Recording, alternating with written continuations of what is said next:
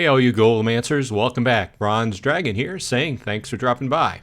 Throwing out a Friday video, this is going to be a pretty short one. First of all, coming to the end of one of my favorite seasons, Oktoberfest. I'm drinking a Oktoberfest from Wissahickon Brewery in Pennsylvania. Very tasty. It's hard to drink a sudsy beer with a mustache and not get a foam mustache as well. With that said, I hope your weekend is starting off good. And what I wanted to do is I wanted to jump on here and I wanted to accomplish two things. First of all, if you haven't checked yet and you have, if you bought any of the Yixn's trinket crates, he did the airdrop today. So we're going to check for my airdrops. And then I want to go ahead and follow through with an upgrade on my module, which I just did a video on yesterday, but I couldn't actually do it on my main module because there is a cooldown period to keep them from being moved around too much and exploited. So I had unequipped it earlier in the day, and I was trying some things to get my video straight and remember, what I was going to talk about and everything. And then I re-equipped it, and then I tried to unequip it again. It goes into a 24-hour cooldown period. So now I'm able to do that. So let's go ahead and do that as well. So the first thing I want to tell you is it's not very. It doesn't pop out and grab you where the airdrops are now. What you need to do is go under the Yixn's trinket icon up there and click on it. Now, his logo or his icon for an airdrop is this little airplane. It looks like a warthog, which is, it's logical, right? The airplane for the airdrop, but it doesn't pop out to you and says, hey, click here for your airdrops. So I will say that. So I've got a few that I need to check on. So here is the airdrop screen. And let's go ahead and see what I got. I have 57.5 airdrop points. First of all, let's check the stasis conflux. 0. Okay, let's check the fragment of entropy, which is the real one I'm interested in here.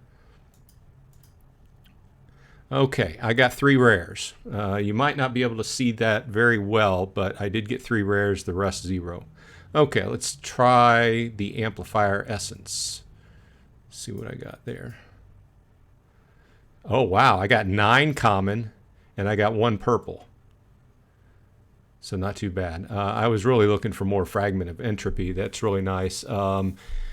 This is the one that removes all stats on the module and then re-adds stats, which could come in handy.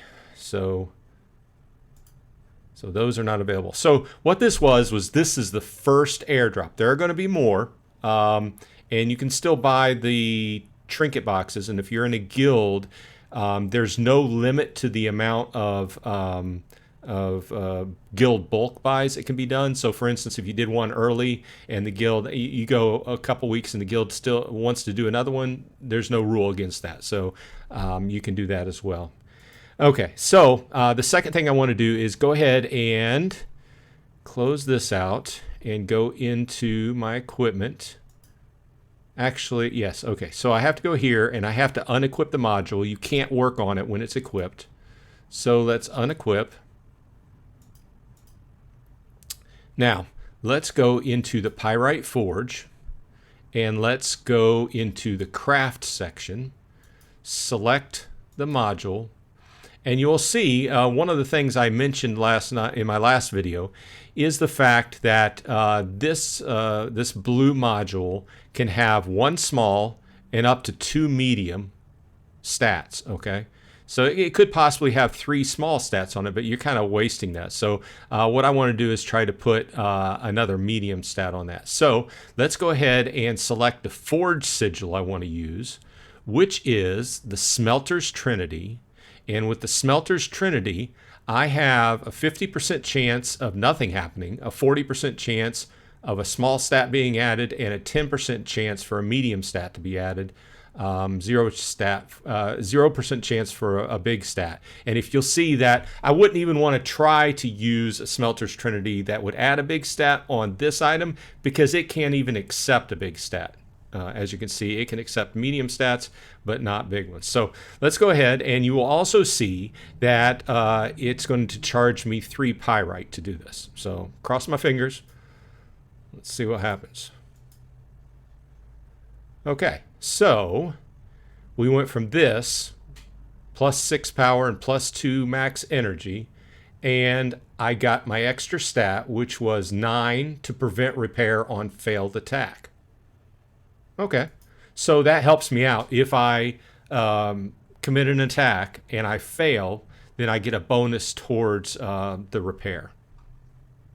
Okay, let's go back, and then let's go back into inventory, and okay, we have to go down here and find it. It's right here, and equip.